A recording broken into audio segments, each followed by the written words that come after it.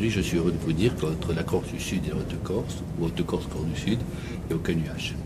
Il y a une entente complète sur, bien sûr, sur la politique qu'on veut mener pour l'artisanat en Corse et sur les membres qui ont été élus.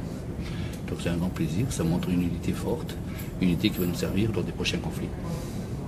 La présidence va tourner dans 2 ans et demi, mais le programme est prêt. Enfin, bien sûr, tous les jours, ça recumule des nouveautés, mais par contre, notre premier objectif est la baisse des charges pour les artisans. On ne dit pas baisse de charges comme ça pour faire plaisir. On l'a revendiqué depuis le 22 septembre de l'année dernière. Madame la ministre nous a, sur les 3 points que nous lui avons demandé, elle en a lâché 2, pas celui-ci. Donc le combat continue dès la mise en place des élections de la CC. Écoutez, l'alternance, notre ministre que nous avons sur la paire, c'est pas grave. Elle n'a pas du tout allé à hauteur de ce qu'on lui demandait. Je pense qu'elle ne comprend pas qu'est-ce que c'est le mot artisan. C'est ça qui est le plus grave. Par contre, ce qu'on peut dire, c'est qu'à ce jour, elle ne voulait pas entendre parler de la solidarité et elle a reconnu par le crédit d'impôt. Donc elle nous a donné une petite brèche. Cette petite brèche, on ne va pas la lâcher.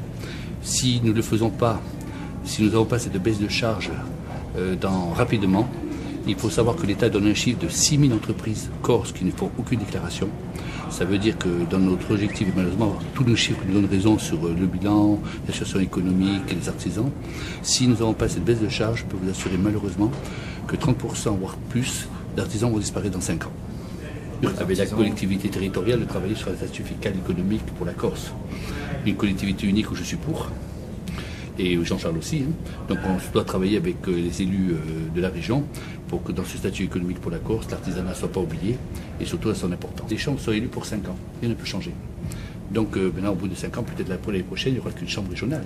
Mais sachez que nous, on y travaille déjà de suite puisque aujourd'hui, la formation, l'économique, les payes des salariés, c'est déjà régional. Donc il ne reste plus que le répertoire des métiers, il ne reste plus grand-chose pour qu'on devienne totalement régional. Mais pour le moment, tant que cette mandature, maintenant, on est élu, pour 5 ans, on ne pourra que changer les donnes que la prochaine élection. Et pour la Corse du Sud, vous avez vu qu'à un moment, on devait y avoir 2 listes.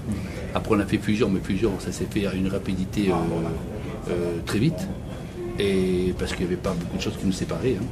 Donc, heureusement, je dis heureusement pour la Côte de Corse comme la Côte du Sud, qu'il y a 2 listes pour l'intérêt de l'artisanat et pour la reconnaissance envers l'État. Aujourd'hui, notre combat, c'est envers l'État qui fait la sourde oreille. Et je pense que d'avoir une unité complète dans les 2 départements démontre que nous sommes plus pour l'intérêt de l'artisanat que pour nous. Ouais. Je crois que c'est votre dernier mandat. Non, logiquement, je peux en faire un 3e si je souhaitais. Mais quand j'ai été élu la première fois, j'avais dit que j'en ferais 1. Et s'il n'était pas fini, j'en ferais 2. Mais j'en ferais surtout pas 3. Je pense qu'après, il faut du sang neuf, des idées nouvelles. Et je pense qu'avec les combats que je mène, je suis un peu aussi usé.